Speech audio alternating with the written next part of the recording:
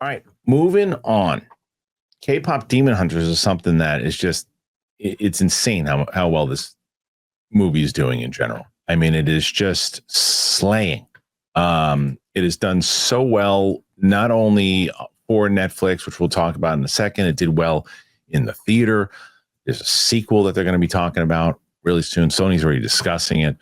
So it is. It beat Red Notice to officially become Netflix's most watched movie of all time. Makes a lot of sense, actually, though, when you think about how it initially did really well, and then they put it out theatrically. It's becoming a phenomenon, so more people are checking it out, watching it. It always seemed inevitable after the animated musical's unprecedented popularity, and Demon Hunters has now become Netflix's most watched movie of all time. K-pop Demon Hunters really is golden. The animated musical adventure has become a bona fide phenomenon since it debuted on Netflix during the summer and now has officially emerged as the streamer's most popular movie of all time. It amassed another 25.4 million views worldwide in the week of August 18th to 24th, bringing its total to 236 million since its June 20th premiere, pushing it past Red Notice to claim first place on Netflix's all-time ranking for English language films. Despite a mostly negative reception from critics, action comedy Red Notice, which stars The Rock, Ryan Reynolds, Gal Gadot, has held the number one spot for the last 3 years. Demon Hunters, on the other hand, is sitting at a nearly perfect 97% on Rotten Tomatoes. In a rare move, Netflix gave K-pop Demon Hunters theatrical release last weekend, and while the streamer has not disclosed official box office numbers, sources say it was a highly grossing movie over the weekend, taking between 18 to 20 million. We knew younger female audiences and K-pop anime fans would love this film, but it's been incredibly gratifying to see it embraced by an even broader audience and become a favorite film for both adults and kids. Okay, I want to go and Dan Lin, who I've worked with in the past for working at Warner Brothers, for our audience, and in particular, there's a couple comments that are made here 1,000 times every GD episode. This is my point when I say this. We knew that younger female audiences and K-pop anime fans would love this film. Why does he say this? Because that's who it was targeted at.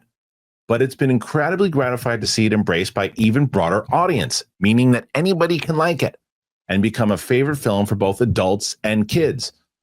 But it was aimed towards anime fans and it was aimed towards female audiences. In the same way, when I brought up the point about Agatha, that it was aimed towards different audience and landed to others. That's the point. Adults are watching the movies with their friends and other family members. Kids are watching with their friends and siblings. Okay, Kris Carr, what say you about this? Shopping for a car, it should be exciting, not exhausting. Man, between misleading prices, hidden fees, it feels like a maze. This is what I love about CarGurus. They rank the best deals, they verify dealers, and they make sure that you never pay more than you should. Your big deal, it just became a great deal. CarGurus will connect you with trusted dealerships when you're ready, ensuring a transparent and hassle-free buying process. They give you control to shop how you want to shop with the tools, the information, and data-driven deal ratings that you need. It's no wonder that SimilarWeb estimated traffic data shows CarGurus is the #1 most visited car shopping site. Buy or sell your next car today with CarGurus at CarGurus.com. Go to CarGurus.com to make sure your big deal is the best deal. That is CarGurus.com. CarGurus.com. That's exactly what they were doing. They were making sure that this was made for people who would love this film. And then, oh my gosh, if you give anime a try, if you give pop a try and it's well executed, maybe you'll love it too. I'm thrilled with this because Red Notice is not, in my opinion, a particularly good film. It's not great. It's not great. And this, I think, is a really well done, executed movie. And every time I talk to somebody, they are always surprised by it because they go into it. If they are not an anime fan or if they don't like K-pop music, it's, oh my gosh, this is one of the best executed musicals I've ever seen. Wait, this is actually a deep, beautiful story. Oh my gosh, this animation is killer. One of my favorite things to come from this is the guys at my gym love this soundtrack. And they'll play it over the speakers. And everyone will just be doing their workouts to Golden and stuff. People love this. The DJ was playing this at Choice Restaurant. Yeah. It's a phenomenon. And it's really great to see something that just wanted to unapologetically be itself resonate with so many people. And this is why, too, I mean, on our movie list, I put in a couple of horror movies that I feel a little safe with.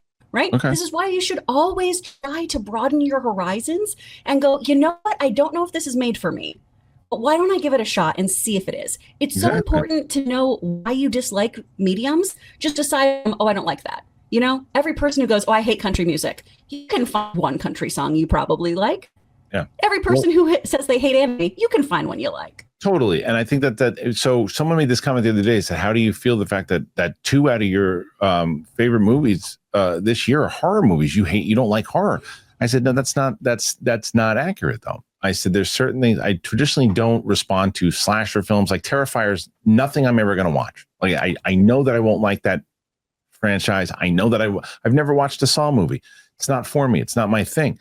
But psychological horror, thrillers, like things that really kind of dive deep into characters, like Sinners and Weapons, all day. Conjuring, all day.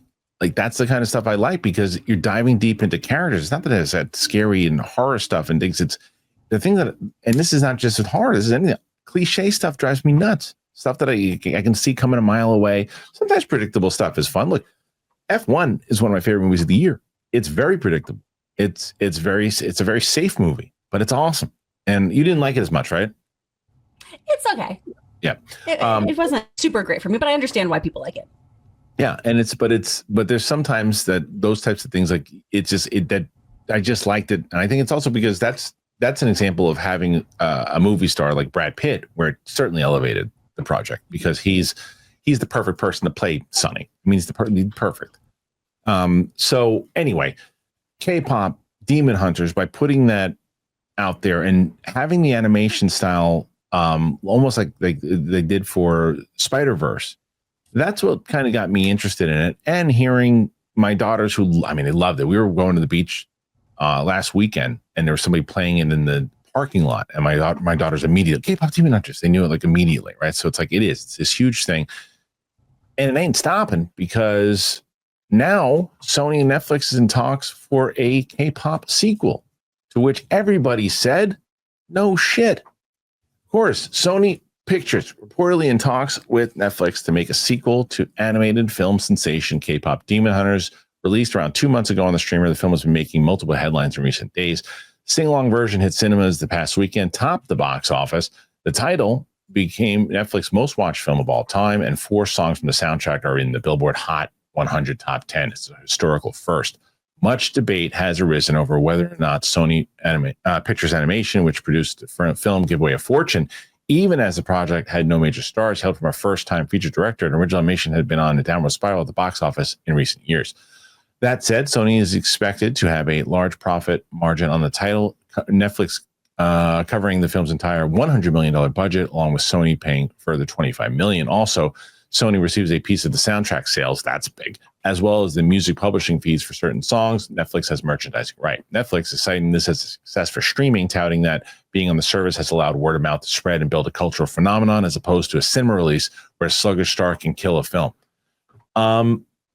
I don't love the fact that theaters take a hit these days because people aren't going to the movies as much. But Netflix right now, what they just said is 100% correct. This movie, had it come out before they put it on streaming, would not be what it is today without streaming. Streaming made this movie a hit. This was not one of those things. So they didn't leave any fortune on the table, because there wouldn't have been a fortune. Netflix tried to put something in the theaters, and it's a good movie. Why didn't it do well? That's what we've been saying.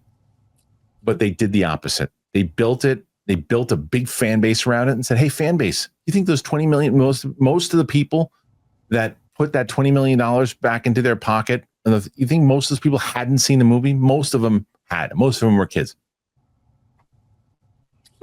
Yeah, it was a ton of kids, but then also a whole bunch of millennials and people who love anime, and then everyone else got involved. Yeah. And I think because we put it on streaming first, people give it a shot. And so many of my friends too did it's an hour 20. Yeah, I can see if this is fine. I thought this was another series. I wasn't going to give it a shot. It was that.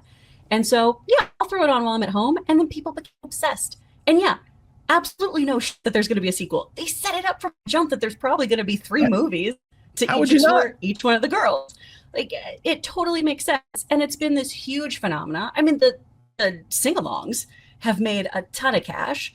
Yep. This is why Netflix though does need to be a little more fluid with its model and go, oh, you know, if we do a small release, if we do this, or something does really well on streaming, and then pop it in theaters, and then we make it an event, we Sure. can make some extra cash.